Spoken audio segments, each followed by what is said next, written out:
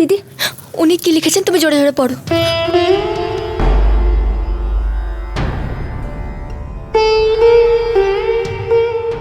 আমি শত চেষ্টা করেও ব্যর্থ হয় আরও একবার আমার বাবা মশাইয়ের জেদের কাছে আত্মসমর্পণ করতে চলেছি। চিরকাল আমি পিতা স্বর্গ পিতা ধর্ম বলেই মেনে এসেছি, বাবা মশাইকে ঈশ্বর বলেই মেনে এসেছি। সেই ঈশ্বরের জন্য আমি পুনরায় নিজের জীবনকে আহুতি দিতে চলেছি। সাগর, তুমি জানো না, কেবলমাত্র নিজের জমিদারি রক্ষার্থে এবং নিজের জমিদারি জীবনযাপন বজায় রাখতে বাবা মশাই এক অতীব বয়স্ক মহিলার সঙ্গে আমার কাল বিবাহ দিতে চলেছেন, যার নাম সুন্দরীবালা।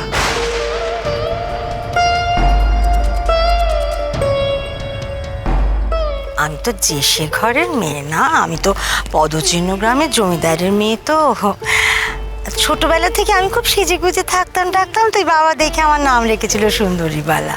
জমিদার হরবল্লভ রায়ের পিসি ব্রহ্ম ঠাকুরানী আমার ছোটবেলার সই তো। পিসি ঠাম্মার সই। তারপর তারপর আর কি লিখেছেন উনি? পড়ো না। পরিস্থিতির চাপে উনি আবার বিয়ে করতে চলেছেন সাগর। আমার ভয় করছে উনি কোনো অঘটন না ঘটিয়ে ফেলেন। উনি উনি এ বিয়ে মেনে নেবেন না দিদি।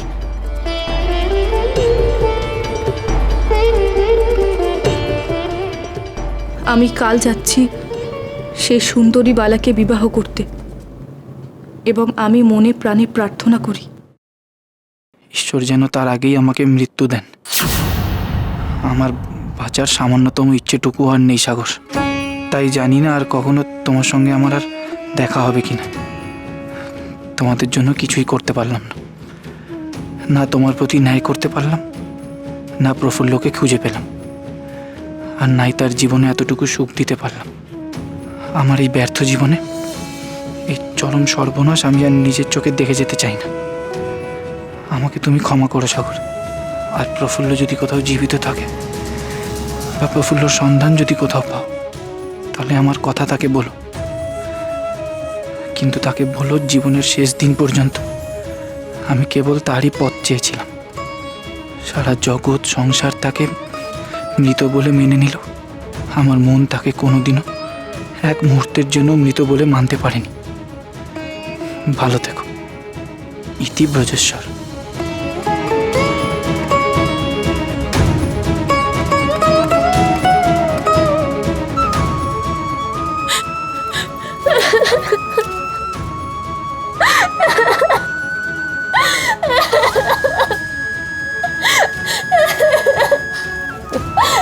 কাঁদছিস কেন পোড়ামুখে? বিয়ে তো এখনো হয়নি। আমি তো তোকে বলেছি এই বিয়ে আমি কিছুতেই হতে দেব না। আমি যখন তোকে কথা দিয়েছি তখন ওনাকে আমি তোর কাছে ফিরিয়ে দেবই। এই দিদির ওপর তো একটু ভরসা রাখ। আমি বলছি বাবা মশাইয়ের স্বার্থে আমি ওনাকে কিছুতেই বলি হতে দেব না। এটা দেবী চৌধুরানীর অঙ্গীকার।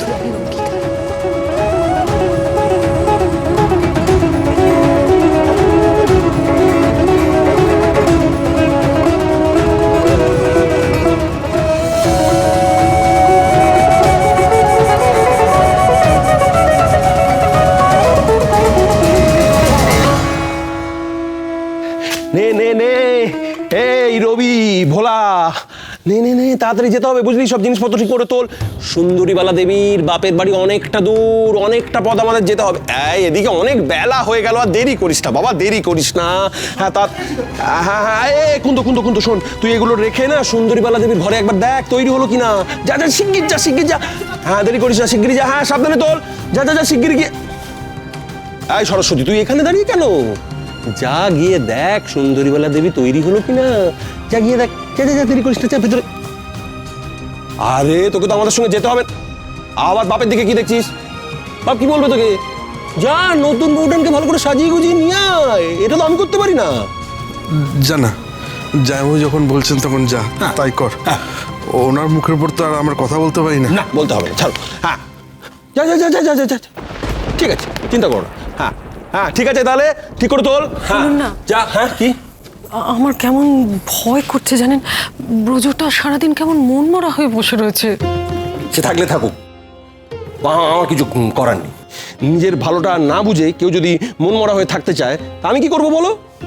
আরে পুরুষ মানুষ 10-12টা বিয়ে এমনি করবে, কিন্তু মন খারাপের কি আছে? আমাকে বললে আমি এখনই না, মানে আমি না না, আমি ঠিক ওটা বলছি না। তুমি তো আমার সবেদন নীলমণি, আমি না। দেখো, ব্রজর কিন্তু 3টে বউ থেকেও একটাই ঠেকেছে, বুঝতে পারছো? তা একটা বিয়ে এরকম হুট করে করলে দোষের কি আছে? জমিদারি বাঁচানোর জন্য এরকম বিয়ে অনেক করতে হয়।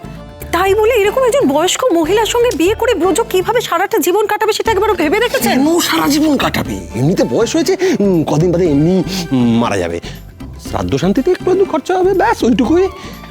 কিন্তু তাছাড়াও 50,000 টাকা ঋণ দিয়েও যা বাঁচবে না, সে অনেক অনেক টাকা, বুঝলে কিনি? এই কোম্পানির হাত থেকে মুক্তি পাওয়ার জন্য এই বিয়েটাই হচ্ছে একমাত্র পথ।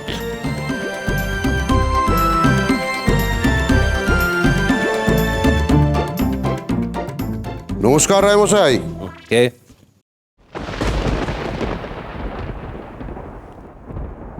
এত আয়োজন কিসের? বাড়িতে বড় কোনো অনুষ্ঠান হচ্ছে নাকি? সাজানো গোছানো দেখে তো মনে হচ্ছে বাড়িতে বিয়ে টিয়ে লেগেছে। রায়মশাই, আবার আপনার পুত্রের বিয়ে দিচ্ছেন, ভালো, তা দিন। একটা কেন, 10টা দিন। তার আগে যে আমাদের টাকাটা আমাদের হাতে তুলে দিতে হবে, তারপর ওইসব বিয়ে টিয়ে। সিংজি, এই টাকা বন্দোবস্ত করার জন্যই তো বিয়ে। হ্যাঁ, এই বিয়ে থেকেই তো টাকার বন্দোবস্ত হবে। কাল বিয়ে, তারপর বউ ভাত মিটে গেলেই আপনার হাতে আমি 50,000 টাকা তুলে দেবো। বলেন কি রায়মশাই? এই 2 দিন আগে আপনি বলছিলেন পথের ভিখিরি হয়ে গেছেন, আবার আজ বলছেন 2 দিন পরে টাকা দিয়ে দেবেন। পাত্রীপক্ষ খুব বড় লোক নাকি? অনেক টাকা যৌতুক নিচ্ছেন। তা এমন খাজানা পেলেন কোথায় যে মেয়ের বাপ জামাইকে মুক্ত করার জন্য 50,000 টাকা নগদ দেবে, তাও আবার আপনার ছেলের জন্য? সে কেউ একজন নিশ্চয়ই আছে, তাই না? কিন্তু আপনি একটা কথা ভুলে যাচ্ছেন সিংজি। সিংহ চেনেন তো? সিংহ যতই তার বয়স হয়ে যাক না কেন, যতই সে দুর্বল হোক না কেন, সে কিন্তু জঙ্গলের রাজাই থাকে। তাই আমার অবস্থা যাই হোক না কেন, আমি কিন্তু এখনো জমিদার হরবল্লভ রায়। অনেক বড় বড় কথা বলেছেন। টাকাটা ঠিক সময়ে পাবো তো? না হলে কিন্তু পাবেন সিংজি, আপনি নিশ্চিন্ত থাকুন, আপনি পুরো টাকাটাই পাবেন। কারণ আমার বাবা মশাই আমাকে বিক্রি করে দিয়েছে কিছু টাকার জন্য। কসাই যেভাবে মাথাটা কেটে বিক্রি করে, ঠিক সেইভাবে। আমার ভবিষ্যৎ ইচ্ছে অনিচ্ছের কোনো দাম নেই, সব বিক্রি হয়ে গেছে। তাই আপনি টাকা নিয়ে ভাববেন না। খুব দুঃখ পেলাম। পরশুদিনের মধ্যে টাকাটা চাই। আসি রায়মশাই।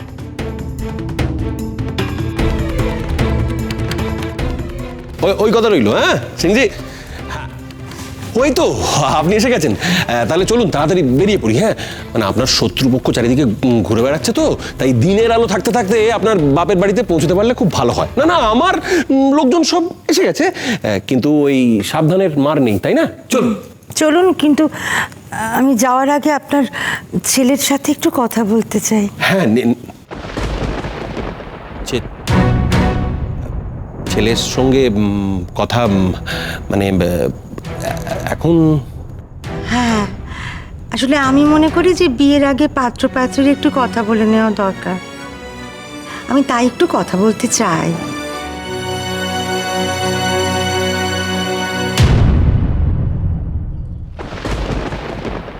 কি বলছো কি তুমি? ভোজেশ্বর আবার বিয়ে করছে?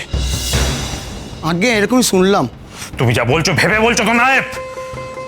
তোমার খবর পাকা তো? ছি ছি ছি ছি ছি, হরবল্লভ রায় নীচ আমি জানতাম, কিন্তু এতটা নীচ শুধুমাত্র সম্পত্তির জন্য একটা বুড়ির সঙ্গে ছেলের বিয়ে দিচ্ছে? আগে না না না না, এটা হতে পারে না। আমার মেয়ের একটা সতীন আসবে আর আমি দাঁড়িয়ে দাঁড়িয়ে দেখবো? কখনো নয়। বিয়ের নিকুচি করেছে, বিয়ের 12টা আমি বাজিয়ে ছাড়বো, সমস্ত লন্ডভন্ড করে দেবো, লক্ষ্যচক্ষ বাঁধিয়ে দেবো আমি। রায়রায়ণ রাঘবেন্দ্র রায়কে এখন ওরা চেনে না। আপনারা কিছু করুন, নাহলে সাগর মায়ের কপাল পুড়বে। বললেই হলো, আমি এখনো বেঁচে আছি নায়েব, কথাটা মনে রেখো। সাগর মা আমার একমাত্র মেয়ে, তার কোনো রকম ক্ষতি আমি হতে দেবো না। ওর এত বড় ক্ষতি আমি কিছুতেই মেনে নেব না। আমি যাচ্ছি এখনই সাগর মায়ের কাছে, এর একটা হেস্তু নেস্তু করে তবে আমি ছাড়বো।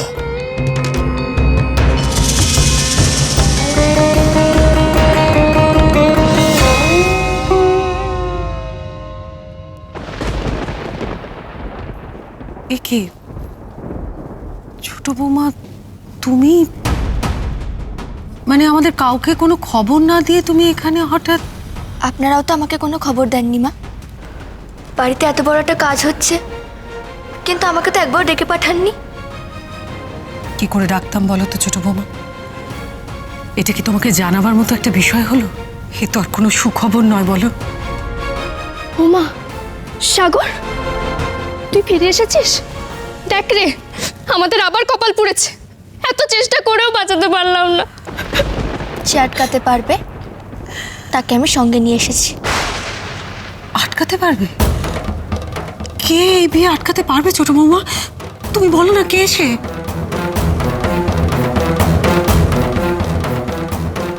আমি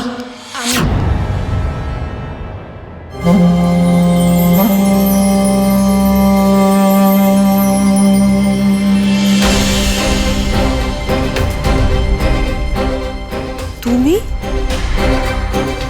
হ্যাঁ, প্রফুল্ল দিদি।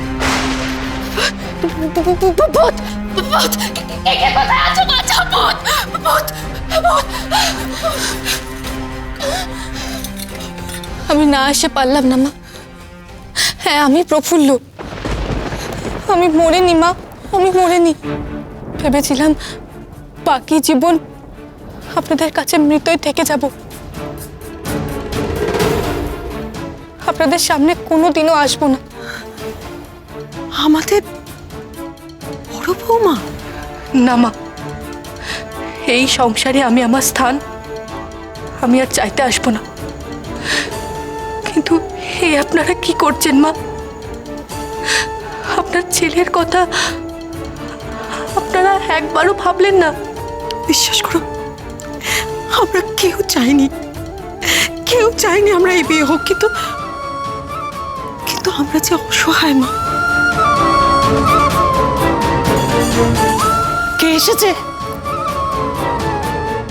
প্রফুল্ল, প্রফুল্ল, তুই তুই এসেছিস মা, তুই এসেছিস? হ্যাঁ, আমি জানতাম তুই আসবি মা, আমি জানতাম তুই বেঁচে আছিস। আমি বলেছিলাম না, আমি খালি বলতাম যে আমার প্রফুল্ল বেঁচে আছে। ওমা ওমা, তুই বাঁচা মা, তুই বাঁচা। হরো আমাদের কারো কথা শুনছে না। আমার দাদু ভাইয়ের জীবনটাকে তুই বাঁচা, লক্ষ্মী মা আমার। প্রফুল্ল,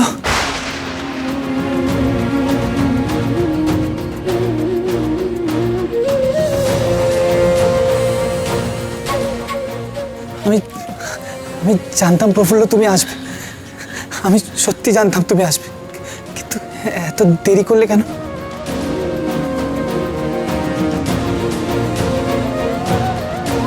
কিচ্ছু দেরি হয়নি বৌমা, কিচ্ছু দেরি হয়নি।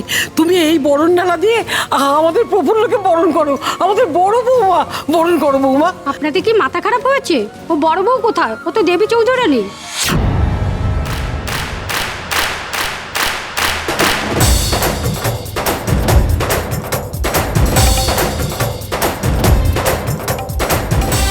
কি বলে? দেবী চৌধুরানী? সত্যি করে বলো, তুমি কে?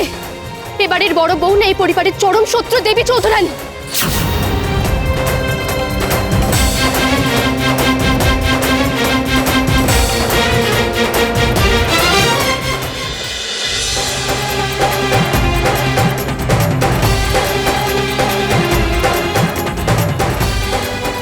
আমি আমি কিছুতেই পারবো না তোমাকে বরণ করতে। এই দেবী চৌধুরানীর জন্য আজ উনি পথে বসেছেন, আমি পারবো না।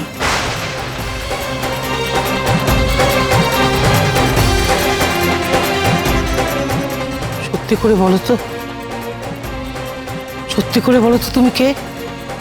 আমাদের আমাদের প্রফুল্ল না না দেবী চৌধুরানী?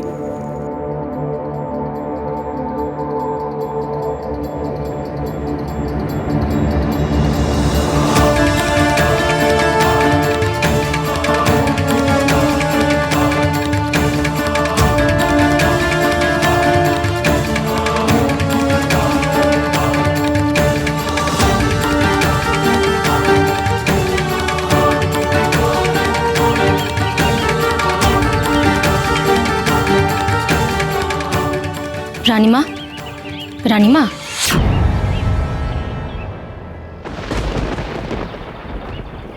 রানীমা, আপনি কি কিছু ভাবছেন? ও তুমি, আসলে আমি অন্যমনস্ক হয়ে গেছিলাম, তাই খেয়াল করিনি। বলো তুমি কি বলবে? আমরা সবাই তৈরি রানীমা। আপনি বলেছিলেন আমাদের কোনো কাজে যেতে হবে। হ্যাঁ চলো। ওমা, এখন আবার কোথায় চললে? এক বিশেষ কাজে।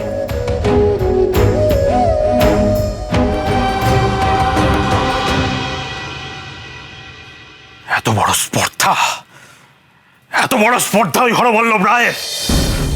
আবার আমার জামাইয়ের বিয়ে দিচ্ছে। হ্যাঁ, ছাড়বো না, ছাড়বো না, ছাড়বো না। ওই হরবল্লভকে আমি কিছুতেই ছাড়বো না। ওকে আমি পথের বিক্রি করে ছাড়বো। উনি পথের বিক্রি হলে তোমার কি লাভ? আরে গায়ের জ্বালা তো মিটবে, প্রতিশোধ তো নেওয়া যাবে। আমার মেয়ে ঘরে বসে আছে আর সে তার নিজের ছেলের বিয়ে দিচ্ছে। এত বড় সাহস! দিচ্ছি আমি বিয়ে। তোমার মেয়ে তো ওনাদের ঘরে নেই। তুমি তো আমাকে ওনার সঙ্গে যেতে দাওনি। আহ, সে প্রজেশ্বর আমার কাছে ভিখিরির মতো হাত পেতেছিল, তাই আমার মাথা গরম হয়ে গেছিল। তাই তোকে যেতে দিই মিতা বলে বিয়ে দেবে। তুমি তো আমার বিয়ে দেওয়ার আগে জানতেই ওনার আরো দুজন বউ আছে, আরেকটা বিয়ে করার কথা নয় ভাবছেনই ওনারা। সাগর মা, তুই তোর কি হয়েছে বল? হ্যাঁ, কি আবল তাবল বকছিস তুই? সাগর মা, তোর রাগ হচ্ছে না? তোর ইচ্ছে করছে না ওখানে ছুটে গিয়ে বিয়েটা ভেঙে দিই? হ্যাঁ, আমি স্বীকার করছি, আমি স্বীকার করছি মা, যে দুই স্ত্রী বর্তমান থাকতেও ব্রজেশ্বরের সঙ্গে তোর আমি বিয়ে দিয়েছিলাম, কিন্তু একটাই শর্তে, যে বিয়ের পর ব্রজেশ্বরকে ঘর জামাই হয়ে থাকতে হবে। সে কথাও তারা রাখলো না। থাপ্পাবাজ, থাপ্পাবাজ, থাপ্পাবাজের দল। আসলে কি হয়েছে জানিস তো সাগর মা? ওদের লক্ষ্য আমার টাকা, আমার টাকার ওপর লোভ ওদের।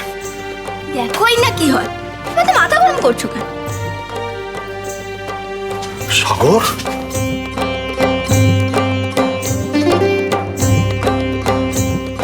না ঠিকই তো আছে। আরে তোর কিছু হয়নি তো? শরীর টরীর খারাপ হয়নি তো?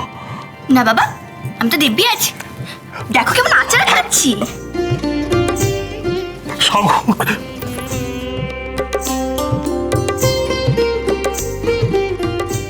কি সর্বনাশ! মেয়েটার কি মনের আঘাতে মাথাটাই বিগড়ে গেল। স্বামী আর একটা বিয়ে করছে শুনে কোথায় পা ছড়িয়ে কাঁদতে বসবে তা না, নিশ্চিন্ত মনে আচার খাচ্ছে। না না না, এটা ঠিক নয়, ঠিক নয়। আমাকে কিছু একটা করতেই হবে। কি করব আমি? কি লেটেল পাঠিয়ে বিয়ে ভেঙে দেবো? ও বাবা, আমার খুব ঘুম পেয়েছে, আমি একটু শুই। হ্যাঁ, ঘুম পেয়েছে? পাবেই তো, ঘুম পাবেই তো, ঘুম পাওয়াই তো স্বাভাবিক মা। আমি তো বুঝতে পারছি তোর মনের ওপর দিয়ে কি ঝড় বইছে। আচ্ছা ঠিক আছে, তুই ঘুমো মা, ঘুমিয়ে পড়। শুধু একটা পরে বলবো। ঘুমো মা, ঘুমো, আমি পরে বলবো।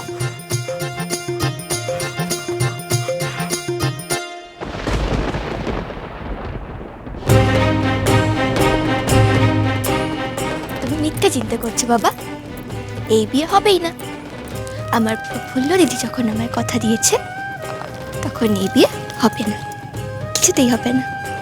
তাই আমার কোনো চিন্তাই নেই। ভূতনাথ গাঁয়ের জমিদার অর্থের লোভে তার ছেলের আবার বিয়ে দিতে চলেছেন একজন বয়স্ক মহিলার সাথে, যার নাম সুন্দরীবালা। যে কোনো উপায়ে আমাদের এই বিয়ে ভাঙতে হবে। এই তুমি কি বলছো রানীমা? নতুন করে আবার একটা বিপদে চড়াতে চলেছ? হরবল্লভ রায় তার ছেলের বিবাহ দেবে, তা নিয়ে তো আমাদের মাথা ব্যথা হওয়ার কথা নয়।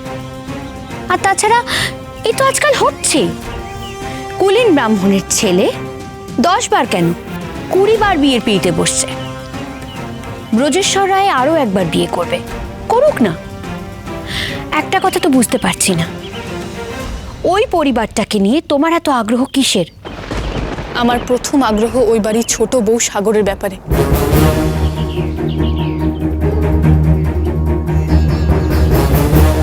তাকে আমি কথা দিয়েছি, তার স্বামীকে আমি তার কাছে ফিরিয়ে দেব।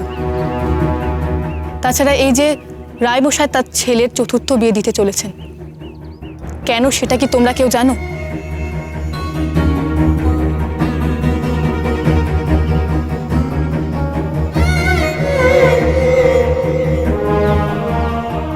এই সুন্দরীবালা দেবী আছেন কোন ঘরে? আমাদের অন্দরে পৌঁছতে হবে, তাহলে আমরা তাকে পেয়ে যাব।